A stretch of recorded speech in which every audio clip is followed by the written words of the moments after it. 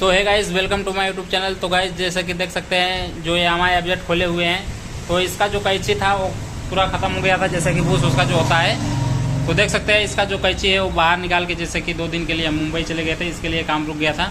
तो अभी आए तो इसका जो पार्ट है पूरा लेके आए हैं। जैसे कि देख सकते हैं ये जो हारन स्विच है और ये सेल्फ स्विच है, देख सकते हैं।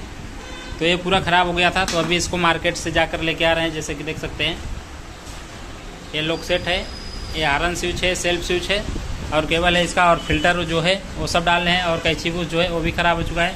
तो इसका सस्पेंसर देख सकते हैं कितना ख़राब है, जैसे कि लग रहा है पूरा इसका जो बूस बीस है सब उखड़ गया है। तो गाइस आज की वीडियो यही तक है। ये वीडियो अच्छी लगी तो हमारे चैनल को सब्सक्राइब कर लीजिए।